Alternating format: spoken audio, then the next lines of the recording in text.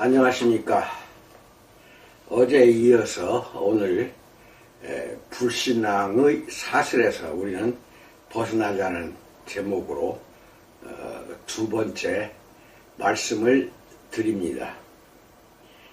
여섯 번째, 하나님과 우리 사이의 죄의 벽에 대해서 알아봅니다.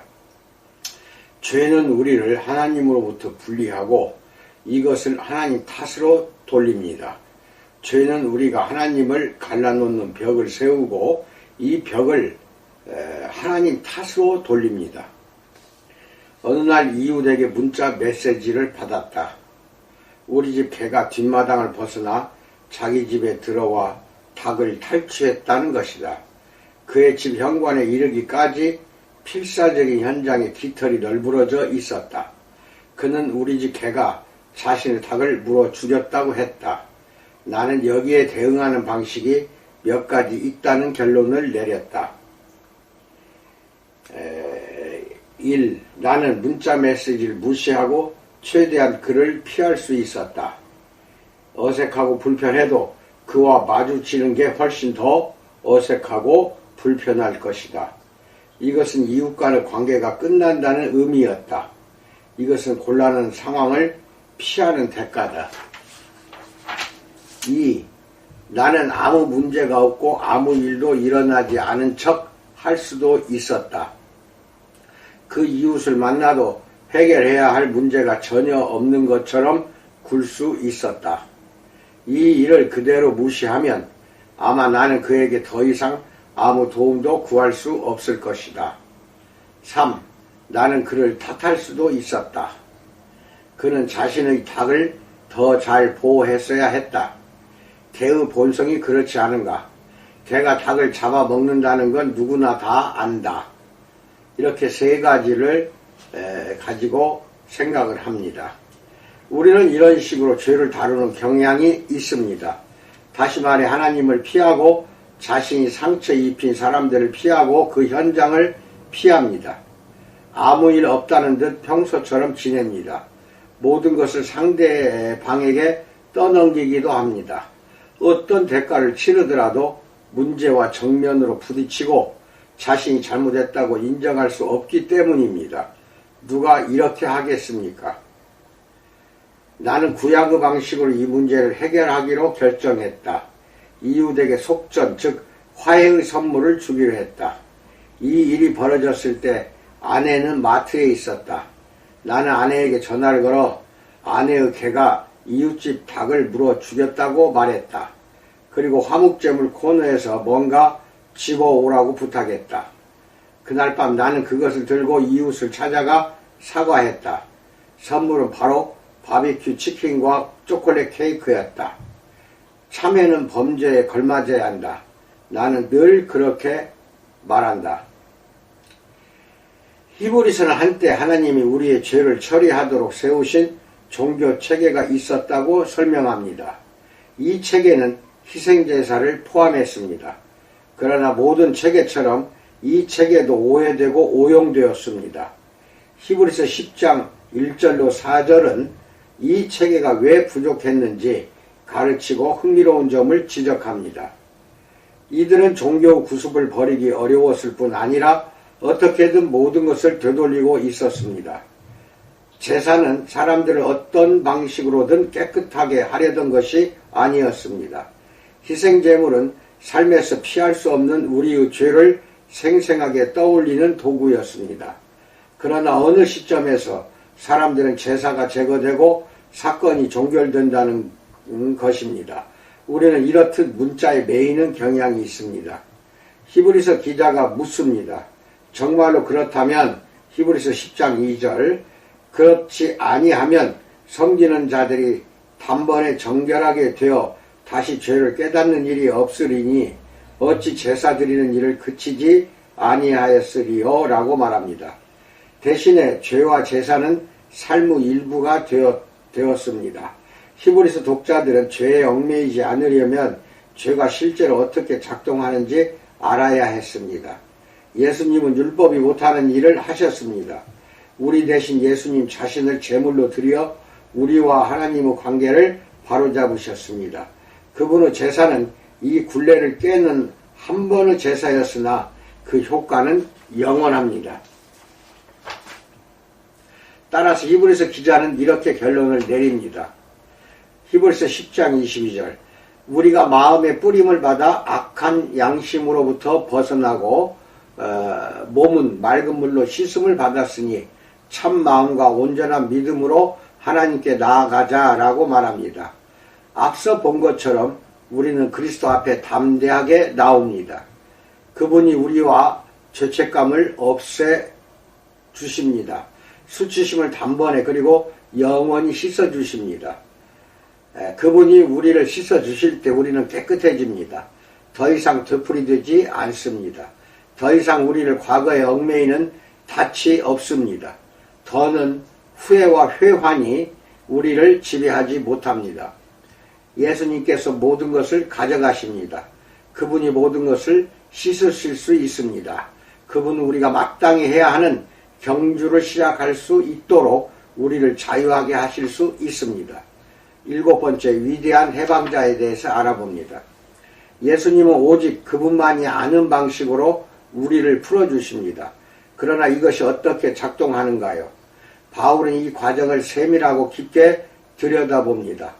바울은 예수께서 가능하지 않은 방식으로 깨끗하고 완전하며 의로우시다는 것을 단번에 보여주셨다고 밝힙니다.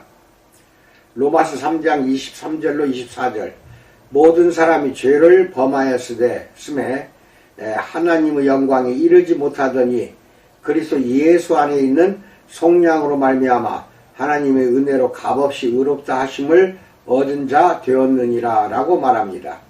우리는 아무도 완전하지 않습니다. 상황은 훨씬 더 나쁩니다. 우리는 완벽 근처에도 못 갑니다. 우리는 모두 나면서부터 자격 미달입니다. 인간은 모두 실패합니다. 개개인이 심판과 형벌을 쌓습니다. 우리는 타락했습니다. 우리는 한순간도 죄 없이 살지 못합니다. 그러나 놀라운 소식이 있습니다. 사실이라면 너무 좋은 소식입니다. 이것은 진실입니다. 이제 우리는 우리의 실패를 하나도 셀 필요가 없습니다. 우리의 모든 실패는 용납받을 수 있고 우리가 받아야 하는 형벌은 예수님이 십자가에서 치르신 일로 단번에 돌릴 수 있습니다. 그분이 완전함과 의로 우리의 수치를 대신해 주실 것입니다. 의라는 단어에 대해 이야기해 봅시다. 멋진 교회 용어입니다. 그렇지 않습니까? 이것은 현대 맥락에서 자격 증명 또는 가치 증명이라고 생각해 보십시오. 미국 어느 목사 이야기입니다. 요즘 둘째 딸이 몇몇 대학에 지원하고 있다. 딸은 지원서를 작성할 때 자신의 가치를 증명하라는 요구를 받는다. 대학은 아무나 받아주지 않는다.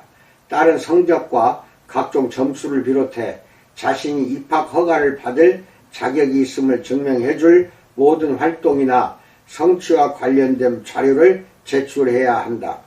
최근에 이력서를 쓰거나 대출 신청서 양식을 작성해 보았다면 같은 일을 한 것이다. 당신은 자신이 채용되거나 대출을 받기에 충분할 만큼 의롭다는 것을 보여주어야 했다. 로마서와 히브리서 모두 율법 아래서는 그 누구도 충분히 의롭지 못하다고 지적합니다. 누구의 성적이나 신용점수도 충분하지 못합니다. 그래서 당신은 당연히 포기하려고 할지 모릅니다. 율법 아래서 당신의 지원서는 거부당했고 당신의 이력서 또한 채택되지 않았습니다. 그러나 이제 율법 외에 한 의의가 나타났습니다. 이제 당신은 불가능한 자격증을 제출하지 않아도 됩니다. 한 번도 죄를 짓지 않았으며 한 번도 실수하지 않았고 한 번도 죄를 짓지 않았으며 한 번도 실수를 하지 않았고 한 번도 기준에 미달한 적이 없음을 보여줄 필요가 없다는 뜻입니다. 예수님이 당신을 위해 이런 삶을 사셨습니다. 그분은 여기 있다면서 당신의 손에 자격증과 성적표를 건네주십니다. 그분은 이렇게 말씀하십니다. 너한테 누가 뭐라고 하면 이것을 보여주기만 하면 된다. 그리스도께서 우리를 대신한다는 믿음만 있으면 됩니다. 이렇게 하면 우리는 자격이 있다는 판결을 받습니다. 무사 통과입니다. 모든 사람이 그리스도 예수 안에 있는 속량으로 말미암아 하나님의 은혜로 값없이 의롭다 하심을 얻은 자 되었느니라. 로마서 3장 24절 말씀입니다. 이것이 무슨 뜻인지 상상할 수 있겠습니까? 우리는 값없이 의롭다 하심을 얻었습니다. 이 말을 듣고 의롭다 하심을 얻었다는 것을 단순히 용서받았다의 동의어로 생각할지 모르겠습니다. 이것은 여기서 시작되었지만 훨씬 더 나아갑니다. 우리는 실패를 용납받을 뿐 아니라 예수님의 의의를 우리의 것으로 인정받습니다. 이것은 당신이 팀을 만들었을 뿐 아니라 팀 역사상 가장 훌륭한 선수의 기록과 영예를 모두 내 것으로 갖는다는 말과 동일합니다. 전가된 의가 이것을 표현하는 교리 용어입니다. 요즘은 많이 사용하지 않는 전가하다라는 단어는 그에게 무엇뭐에게 돌리다라는 뜻입니다. 예수님은 의에서 완벽한 신용점수를 받으셨고 그 점수가 우리에게 전가됩니다. 어떤 사람들은 이 말을 듣고 눈썹이 올라갑니다. 아주 불공정해 보이는데요. 각자 자신에게 마땅한 것을 받아야 하는 거 아닌가요? 제가 시험에서 100점을 받았는데 선생님을 찾아가 이 점수를 쟤한테 주세요 라고 할 수는 없잖아요. 은행이 저와 아무 상관이 없는 사람의 신용 등급을 고려해서 저에게 대출해 주지는 않잖아요. 라고 생각합니다. 사실입니다. 그러나 25절은 하나님이 이것을 어떻게 해내시는지 설명합니다. 로마서 3장 25절 이 예수를 하나님이 그의 피로써 믿음으로 말미암는 화목 제물로 세우셨으니라고 말합니다. 화목 어톤먼트는 하나됨 at one month입니다. 제물은 하나님과 하나되게 평화롭게 합니다. 바울은 로마서에서 이것을 아주 자세히 설명합니다. 하나님은 우리의 죄를 무시하고 못 본 척하며 별거 아니네 라고 하지 않으셨습니다. 그렇게 하셨다면 불공정함이 끼어들었을 것입니다. 빛은 온 세상의 모든 죄였습니다. 그래서 하나님은 그 빛을 궁극적 제물로 지급하셨습니다. 하나님의 아들의 모든 완전함과 정결함이었습니다. 그저 못 본 척 하는 것이 아니었습니다. 믿을 수 없는 고통과 희생적인 사랑으로 그렇게 하셨던 것입니다. 우리의 죄가 완전한 분에게 전가되었고 그분의 의의가 가장 나쁜 죄인들에게 전가되었습니다. 우리가 그 선물을 받아들인다면 말입니다. 메시지 성경은 이에 대한 바울의 표현을 이렇게 풀어쓰고 있습니다. 고린도후서 5장 21절 어떻게 하면 되느냐고 여러분은 물을 것입니다. 그리스도 안에 머물기만 하면 됩니다. 하나님께서는 잘못한 일이 없는 그리스도께 죄를 씌우셔서 우리로 하여금 하나님과 바른 관계를 맺게 하셨습니다. 이렇게 번역합니다. 사람들은 때로 법정 상황을 활용해서 복음을 설명합니다. 우리가 하나님 앞에 서 있고 하나님이 우리의 기록을 꺼내십니다. 이것은 우리가 삶에서 행한 모든 것입니다. 우리는 공황 상태에 빠져들기 시작합니다. 기록이 수천 쪽에 이를 만큼 두껍기 때문입니다. 그러나 이 특정한 이야기가 전개될 때 그리스도를 믿는 우리의 믿음이 이 기록을 말끔히 지워버립니다. 우리가 예수님에게 예라고 말하는 순간 모든 것이 기록에서 삭제됩니다. 어떤 말이나 행동도 우리에게 불리하게 작용하지 않습니다. 훌륭한 은유입니다. 그러나 하나님은 자신의 아들을 통해 이보다 훨씬 많은 일을 하셨습니다. 우리의 기록은 결코 백지가 아닙니다. 예수님에 관한 것으로 채워집니다. 우리의 기록이 완전하고 강력하게 다시 작성됩니다. 우리는 재판석에 앉아 계신 하나님을 상상합니다. 하나님은 예수님의 변론을 듣고 찡그린 표정으로 우리를 쳐다보더니 슬그머니 천국에 들어가도록 허락하십니다. 일종의 법적 절차로서 구사일생입니다. 그런데 그리스도의 상속자가 된다는 것은 이런 뜻이 아닙니다. 하나님께서 우리의 눈을 보고 우리의 안에 있는 그분의 아들을 보시는 쪽에 가깝습니다. 하나님은 미소를 지으십니다. 두 팔 벌려 우리를 안고 얼마나 사랑하시는지 말씀하십니다. 그리고 또 이렇게 말씀하십니다. 우리가 세상에서 할 일이 많단다. 함께 하자꾸나. 이 이야기를 작동하는 요소는 믿음입니다. 이 능력이 모두 그리스도 안에 있습니다. 그러나 그 능력을 작동시키는 스위치는 믿음입니다. 이 믿음이 당신에게 있습니까? 당신은 예수님이 나의 죄보다 낫고 당신이 짊어진 모든 짐을 취하실 수 있다고 믿습니까? 8번째, 믿지 않는 죄에 대해서 알아봅니다. 히브리서 기자가 말하는 쉽게 올가매는 죄를 앞서 살펴보았습니다. 막연한 죄가 아니라 구체적인 죄를 말합니다. 그것이 무엇인가요? 이 질문의 답이 사람마다 조금씩 다를 수 있습니다. 그러나 나는 개괄적인 답도 있다고 믿게 되었습니다. 바로 불신앙입니다. 불신앙은 나머지 모든 죄의 뿌리입니다. 불신앙이 믿음의 반대이기 때문입니다. 믿음이 우리 삶에서 놀라운 일을 일으키는 스위치라면 불신앙은 그 스위치를 누르지 않으려고 하는 것입니다. 이 점이 가장 중요합니다. 히브리서 11장 1절은 믿음을 이렇게 정의합니다. 믿음은 우리가 바라는 것에 대한 확신이요 우리가 보지 못하는 것에 대한 보증입니다. 선조들은 믿음 때문에 칭찬을 받았습니다. 영어 NIV 성경을 사역한 것입니다. 히브리서 11장 1절과 2절이에요. 그렇다면 믿지 않는 것은 하나님이 하신 말씀에 대한 불확신이며 우리가 보지 못하는 것에 대한 회의입니다. 믿음은 하나님이 믿을 수 있는 분이라고 확신한다. 불신앙은 하나님의 의도와 진정성을 의심한다. 믿음은 하나님이 우리와 함께 우신다고 믿는다. 불신앙은 하나님이 우리의 아픔에 신경 쓰지 않는다고 생각한다. 믿음은 배우자 문제를 하나님께 맡긴다. 불신앙은 문제를 스스로 해결하려 든다. 믿음은 우리의 재정으로 하나님께 영광을 돌린다. 불신앙은 우리 스스로 자신을 돌봐야 한다고 결정한다. 믿음은 하나님이 우리의 머리털 하나도 상하지 않게 하심을 믿는다. 불신앙은 하나님이 우리를 알고 싶어 하지 않으신다고 판단한다. 믿음은 예수님을 통해 의를 얻는다고 믿는다. 불신앙은 우리가 의로워진다는 것을 의심한다. 믿음은 우리가 용서받을 수 있음을 알고 죄를 회개해야 한다. 불신앙은 우리가 너무 멀리 와버렸다고 믿게 한다. 역도 선수가 양쪽에 무거운 원반을 끼운 역기를 들어 올리는 장면을 상상해 보십시오. 역기 한쪽에 고정된 스트레스와 반대쪽 끝에 고정된 불안을 상상할 수 있을 것입니다. 이것은 매우 무겁습니다.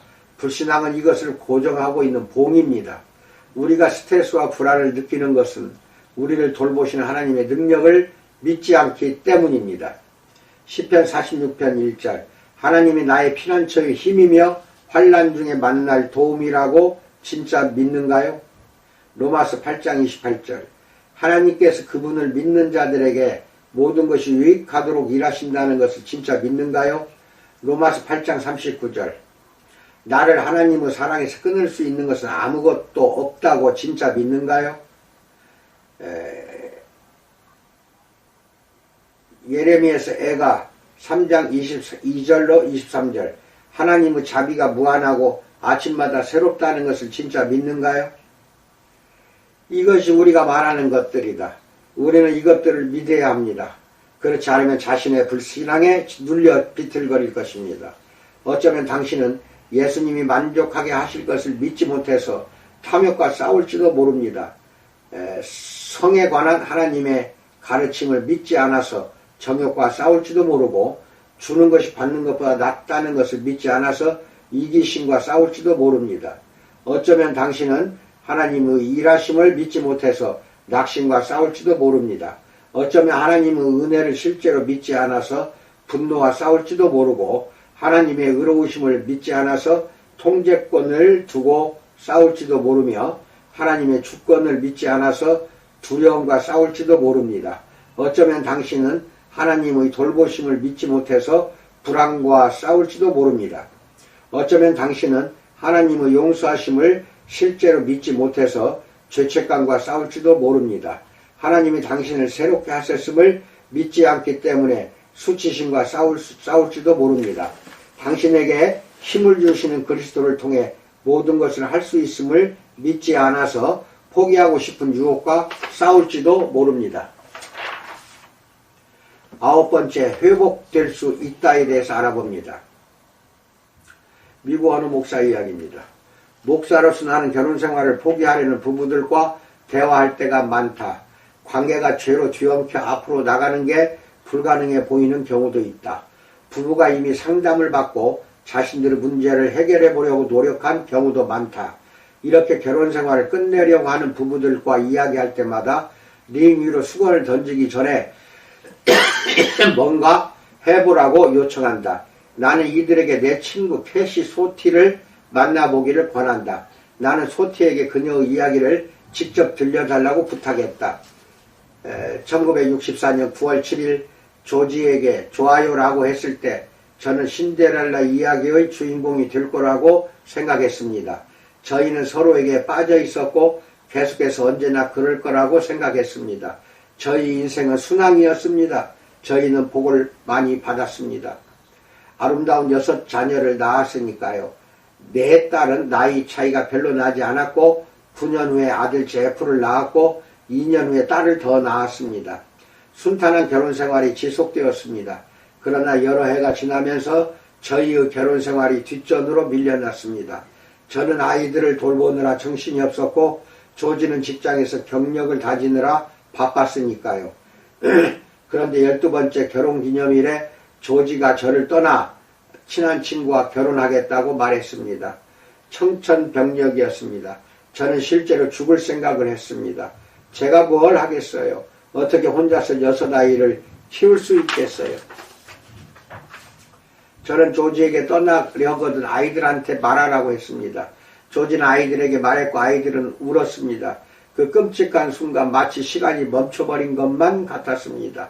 이 아픔 가운데서 저는 제 자신을 예수님에게 완전히 맡겼고 계속해서 무릎을 꿇었으며 숨 쉴 때마다 기도했습니다.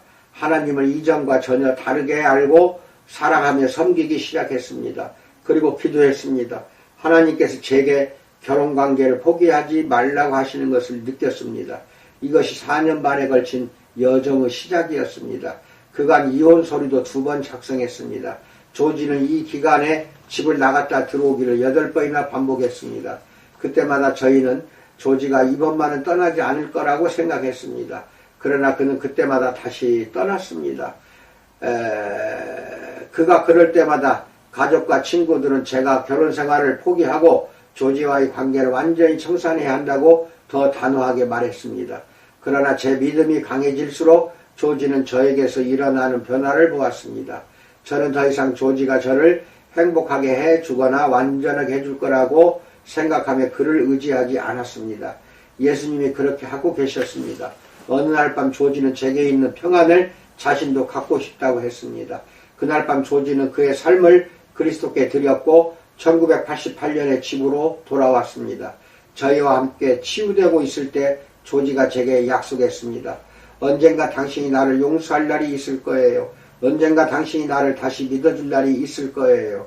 언젠가 당신이 내가 세상에서 예수 그리스도 한 분 외에 다른 무엇보다 당신을 사랑한다는 것을 알게 될 날이 있을 거예요. 그리고 정말 그런 날이 왔습니다. 저희는 결혼생활 멘토링 사역을 통해 결혼생활에 어려움을 겪는 사람들을 도왔습니다.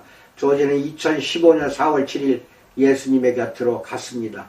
세상을 떠나기 전날 밤 조지는 저에게 너무 사랑한다고 제가 그를 한 번도 포기하지 않아서 정말 고맙다고 했습니다. 조지는 이렇게 구속받은 삶을 살았고 저희는 믿을 수 없는 결혼생활을 했습니다. 저희가 함께 사역하며 도왔던 2,000명에 가까운 사람들이 조지의 장례식에 참여해서 그에게 경의를 표했습니다. 어쩌면 당신의 결혼생활이 회복 불가능해 보일지도 모릅니다.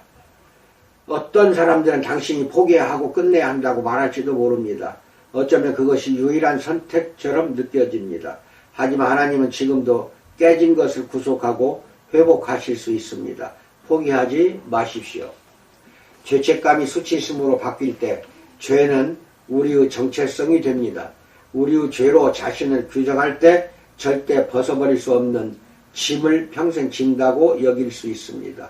우리가 지금까지 행한 것이 우리의 본 모습이라고 믿을 때 우리는 낙담할 것입니다.